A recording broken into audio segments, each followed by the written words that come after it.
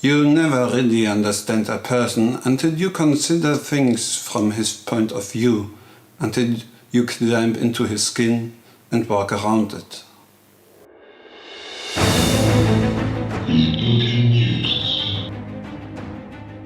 Best news ever. Welcome to the newsroom with the wonderful Laura Blue. Guten Abend. Ich begrüße euch zu den Utopian News, Best News Ever, vom 15. Juli 2020. Mein Name ist Nuranu und bei mir bekommt ihr jede Wahrheit, ganz nach eurem persönlichen Geschmack. Heute ist der Namenstag des Donald. Bekannt nach dem heiligen Donald von Ogilvie, über den man eigentlich nichts weiß, außer dass er nach dem Tod seiner Frau mit seinen 9 Töchtern, bekannt als die 9 heiligen Jungfrauen, ein Einsiedlerleben führte. Was für eine Leistung! Berlin. Gute Nachrichten für Bienen und andere Lebewesen. Die Initiative Gärten des Grauens hat erreicht, dass Steingärten verboten werden. Sehen Sie hierzu einen Beitrag von Anton Willnig. Anton, go on! Ja, Nuranu, vielen herzlichen Dank. Heute leihe ich meine Stimme dem Präsidenten von Gärten des Grauens, Ulf Soltau. Achtung bei der Beetgestaltung. Ein von vegetabilen Falli umstelltes, trockengelegtes Schamdreieck kann überraschend zu feuchten Flecken auf der Beeteinfassung führen. Die stummen Hilfeschreie neurotischer SchottergärtnerInnen finden in Gesellschaft und Politik immer noch zu selten Gehör. Pyroklastische Lava-Lawinen aus brandgefährlichem Bruchbasalt sind insbesondere kurz nach ihrem Abgang in tektonisch instabilen Wohngebieten besonders trittempfindlich. Gute Nachbarn kommen nicht in die Verlegenheit zu vergessen, ausgeliehenes Gartengerät zurückzubringen. Gute Nachbarn brauchen gar kein Gartengerät. Die verborgene Botschaft hinter diesem steinharten Schotterphallus, einer viel zu engen Amphorenöffnung und einem rosa Kinderfahrrad ist ikonografisch erfreulich leicht zu dechiffrieren. Kaufen Sie das Buch Gärten des Grauens von Ulf Soltau auf lübbe.de. Let me tell you about the birds and the bees. Man könnte aber auch sagen, der Steingarten an sich ist Ausdruck des Sieges des Proletariats im Klassenkampf. Denn der Rasen als Ausdruck des feudalen Herrschersystems erfunden haben ihn der französische und der englische Adel für ihre Schlösser als Ausdruck brachliegenden Überflusses. Hat ausgedient. Ist aber auch wurscht. Der Steingarten ist hässlich, der Rasen nutzlos. Nichts ist schöner als Bienen und Blumen auf einer Wildblumenwiese. Stuttgart. Die Stuttgarter Stammbaumforschungsgruppe unter Franz Lutz, Polizeipräsident außer Dienst, hat herausgefunden, dass alle Menschen einen gemeinsamen Vorfahren in Afrika haben.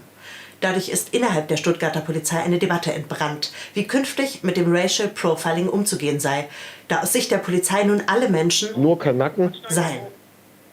Sehen Sie hierzu einen Beitrag von Anton Willnig. Anton, go on! Ja, Nuranu, vielen herzlichen Dank. Franz Lutz, Polizeipräsident außer Dienst und Leiter der Stuttgarter Stammbaumforschungsgruppe, kurz SS, empfiehlt den Polizeien seine neue Methode des Racial Profiling, um trotz der Verwirrung durch seine Forschungsergebnisse einen Leitfaden zu haben, mit dem sie ihre einfachen Wertevorstellungen weiter durchsetzen könnten. Da allerdings neuerdings jeder Mensch unter Generalverdacht stünde, würde das wahrscheinlich zu einer personellen Überforderung der Polizeien führen. Horst S. versprach daher bereits, einen Studie in Auftrag zu geben, mit der untersucht werden sollte, wie die Stuttgarter Polizei personalmäßig aufgestockt werden könne. Nuranu, go on! Stuttgart. Die Stuttgarter Stammbaumforschungsgruppe unter Franz Lutz, Polizeipräsident außer Dienst, hat herausgefunden, dass alle Menschen nur Kanaken seien. Sehen Sie hierzu einen Beitrag von Anton Willnig. Anton, go on! Ja, Nuranu, vielen herzlichen Dank. Wie die Stammheimer Stammbaumforschungsgruppe, kurz SS, herausgefunden hat, sind 100% der Deutschen aus rein genetischer Sicht entweder Deutsche mit Migrationshintergrund oder Nazis. Die meisten sogar beides. Nuranu, go on! Kitzingen.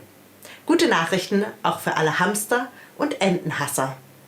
Der gemeine Feldhamster, genauso wie die auch als Donald Duck bekannte gemeine Ente, stehen auf der Liste der bedrohten Tierarten und werden innerhalb von 30 Jahren ausgestorben sein. Die Umweltorganisation WWF fürchtet sich vor Arbeitslosigkeit und betreibt aus diesem Grund Lobbyarbeit für Tiere. Sie warnt vor dem größten Artensterben seit dem Verschwinden der Dinosaurier. Wir Tierhasser können allerdings aufatmen, denn da wir ja keine Tiere sind, kann uns das Artensterben auch gar nicht betreffen. Kultur. Applaus für gepflegte Heuchelei. Wir KünstlerInnen haben es vorgemacht. Auch Pflegekräfte steigen nun scharenweise auf unsere Ernährungsform LAL, Luft, Applaus, Liebe, um.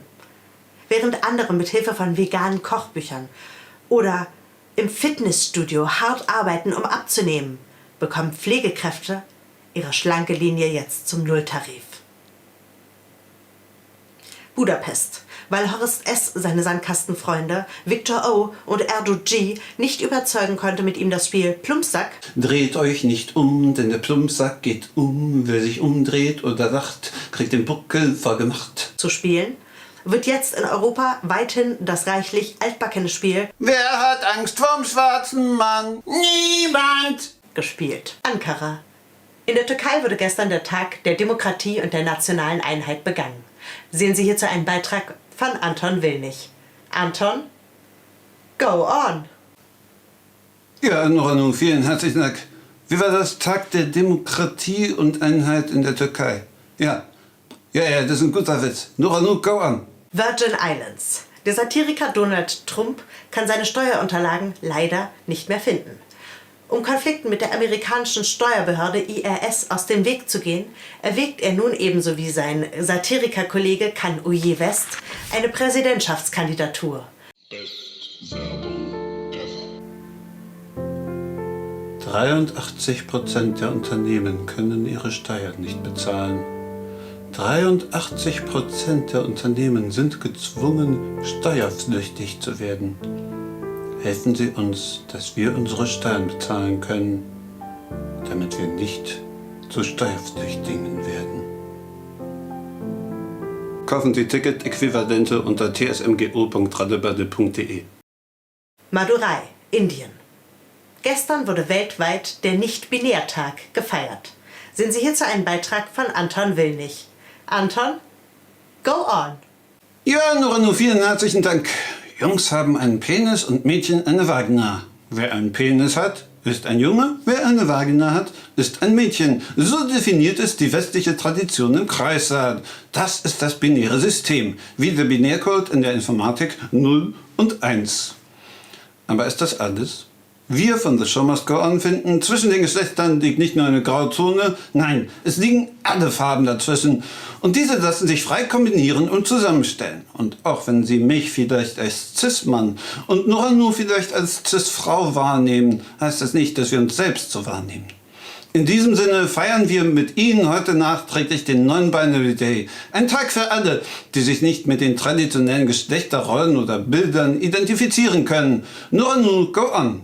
Kongo.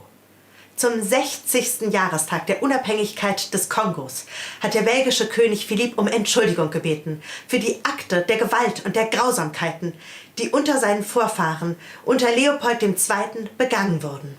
Die deutsche Queen in Berlin gratulierte Ihnen zu diesem Schritt. Außerdem sagte sie, wir Deutschen könnten froh sein, dass unsere Vorfahren kein Blut an ihren Fingern hätten. Ruanda. Gute Nachrichten für Affenfreunde. Es geht bergauf mit den Berggorillas. Die Zahlen der großen Menschenaffen schnell nach oben. Nach jahrzehntelangem Einsatz für die sanften Riesen gibt es wieder ungefähr 1004 Tiere. In den Bergwäldern im Dreiländereck der Demokratischen Republik Kongo, Ruanda und Uganda. Da die Luft nach oben bekanntlich dünner wird, verlassen die Berggorillas nun die höchste Gefährdungsstufe der Roten Liste und gelten fortan nur noch als stark gefährdet. Kapstadt. Im Rennen um die höchsten Infektionszahlen mit einem beliebten Virus möchten die afrikanischen Länder jetzt gemeinsam vorgehen und die Vorrangstellung der nordamerikanischen Staaten angreifen. Zu diesem Zweck werden nun kontinentale Infrastrukturen und die internationale Zusammenarbeit afrikanischer Länder gestärkt und auf nie gekanntem Niveau ausgebaut werden. Der US-amerikanische Präsident Donald Trump lachte darüber und sagte, kein Land der Welt würde jemand so hohe Infektionszahlen erreichen wie das seine, solange er im Amt bleibe. Petitionen für seine Abdankung unterschreiben Sie bitte hier unter unten stehendem Link. Liebe ZuschauerInnen, wie eingangs erwähnt, ist heute der Namenstag von allen Donalds. Sehen Sie hierzu einen Beitrag von Anton Willnig. Anton, go on! Ja, Nuranu, vielen herzlichen Dank. Tag des Donald. An wen denken wir da? Natürlich an unseren Lieblingssatiriker Donald Trump, aber natürlich auch an den wirklich unbedeutenden US-amerikanischen Präsidenten Donald Duck. Lassen wir uns weiter bei den Tellerrand hinausblicken. 1966 gründete ein Donald Eugene Chambers einen Club namens Bandidos für Männer mit großem Ego, aber kleinem Hirn, die gerne Krieg spielten. Dann gab es auch noch einen Ronald McDonald aus Schottland. Dieser war ein Schachspieler. Aber dann gab es auch noch den amerikanischen Clown Ronald McDonald, der dabei half, gesundes Essen und Imperialismus in die Welt hinauszutragen. Und dann, am 20. März 1981, ermordeten 2 Mitglieder des Ku Klux Klan aus rassistischen Gründen den US-Bürger Michael Donald. Und aus diesem Grund im Gedenken möchte ich aus dem vor genau 60 Jahren erschienenen Roman Wer die Nachtigall stört zitieren: Man versteht einen Menschen nie wirklich, bis man die Dinge aus seiner Sicht betrachtet, bis man in seine Haut steigt und darin umhergeht. Das gilt für mich, das gilt für Sie, für jeden Menschen aus der Welt, jetzt und immer. Noranu, go on! Und nun die demokratischen Best News Ever. Aus geheimen Quellen erfuhren wir, dass das Ministerium für Wissenschaft und Energie bekannt gegeben hat, dass die beginnende Sternschnuppenzeit zu Forschungszwecken in der nachhaltigen Energiegewinnung genutzt werden soll. Man verspricht sich davon, dass die daraus resultierende Energie mehr von allen lebenserhaltenden Stoffen fördert als alles bisher Bekannte. Wie die PLX-Nachrichtenagentur vermeldet, hat der US-amerikanische Präsident Donald Duck beschlossen, dass deutsche Kühe nun nach Rasse getrennt und kategorisiert werden sollen. Es gebe nun Milchkuh, Käsekuh und Sahnekuh und natürlich Quarkkuh und alle anderen wichtigen Sorten. Die Quarkkuh stünde ihm, Donald Trump, besonders nahe, da sie genauso viel Quark von sich abgäbe wie er. Und nun das demokratische Best Weather Ever mit Anton Willnich. Anton, go on! Ja, Noranu, vielen herzlichen Dank. Nach einem kleinen Aprilrückfall hat der Sommer zurückgefunden und beschert herrliches Wetter mit viel Sonne, ein bisschen Wind und immer eine Brise Seeluft im Abgang. Noranu, go on! Wir sehen uns wieder am nächsten Mittwoch um 19 Uhr hier in diesem Channel. Ich bin Noranu und bei mir bekommt ihr jede Wahrheit. Ganz nach eurem persönlichen Geschmack. Und jetzt kommt noch, worauf ihr alle schon die ganze Woche hingefiebert habt, jetzt kommt noch der dieswöchige Best Song Ever. Und wir freuen uns ganz besonders über die Unterstützung in unserem Kampf gegen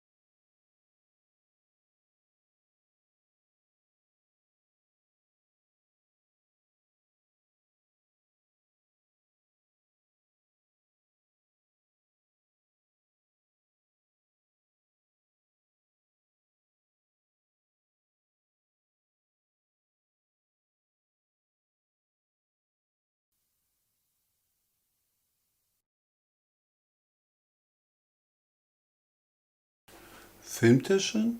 Oh ja, der filmt ja schon. Hallo liebe Leute, schön, dass ihr wieder eingeschaltet habt. Ich möchte euch gerne einladen, euch mal unsere neue Webseite anzuschauen, denn wir haben tsmgo.radeballe.de neu überarbeitet. Und wenn ihr das schon macht, dann könnt ihr gerne noch eine kleine Spende für uns KünstlerInnen dalassen oder aber ihr teilt unsere Videos oder liked sie. Das wäre super. Vielen Dank euch. Ciao.